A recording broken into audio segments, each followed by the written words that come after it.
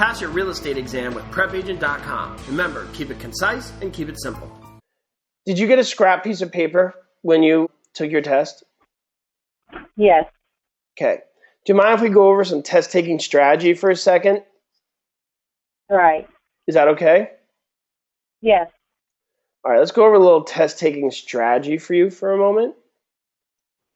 So I want to go over what I just said. Because we go over all these concepts, I think this really might help you a lot.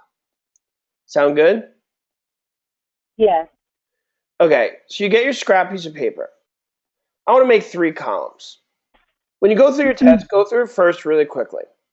And the first thing I want you to do is fill out the ones you're 100% confident of. That there's no way you're unsure, you know what it is. Bang those out immediately. Does that make sense? Yes.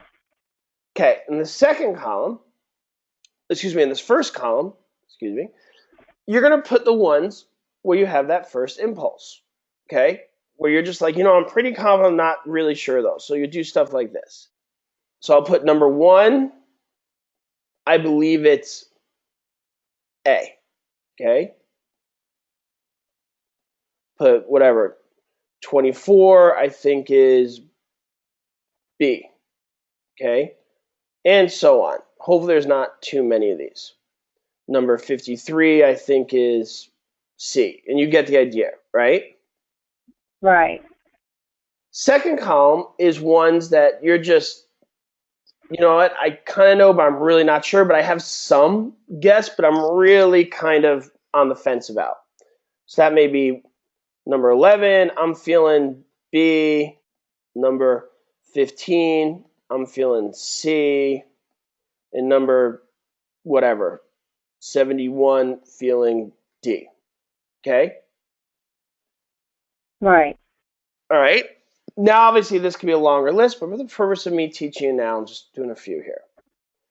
The last column, I'll write 4, number 5, number 82, and so on.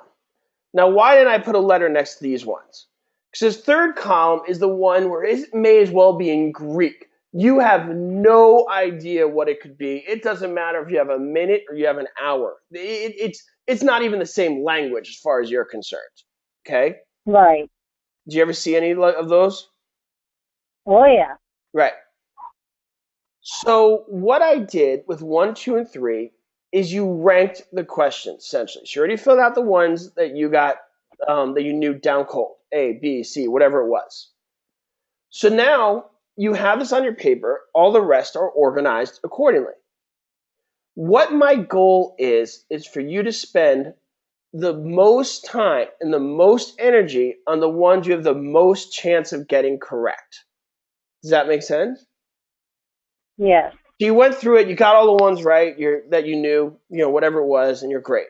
Now you go back through it. You're like, you know what? I just need a little help. I wasn't totally confident, but let me look at these ones again. You answer these ones, okay? And you go through them and you get them right. Okay, hopefully you get them right because you weren't sure, but you had a good inkling on them.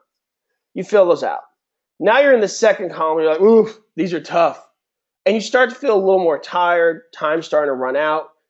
But you weren't really sure with them, and you want to try and do your best with them. Okay? Does that make sense? Yes. Now all of a sudden you're drained.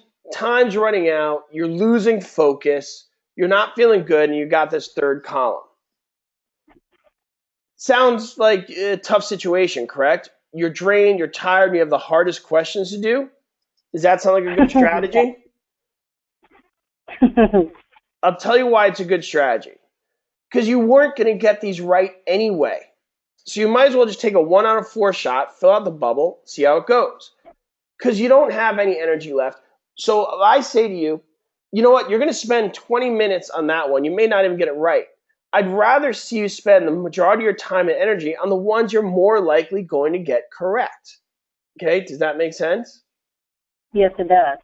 Yeah. So I want you to rank them when you go through your test. Fill out the ones you know. Rank the rest of them, column 1, 2, and 3. Okay?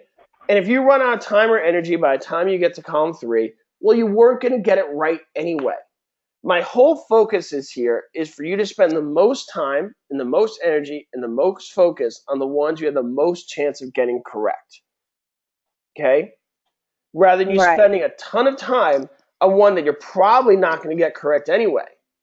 And then after you spend all that time on one you're probably not going to get correct anyway, you lost time on doing one that you had a very good chance of getting correct. Or you lost time or energy on one that you probably would have gotten correct very easily if you just did it earlier.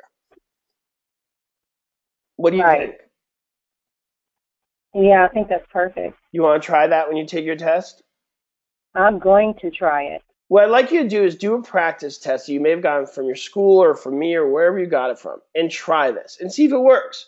If it works for you, great. If it doesn't, my feelings aren't hurt. But give it a try. Go through it once and see if your scores improve dramatically when you do a practice test like this. Okay. All right, can you do that for me? I will. Thank you. Because when you said you came so close, just this strategy without knowing new information may help you get over that hump.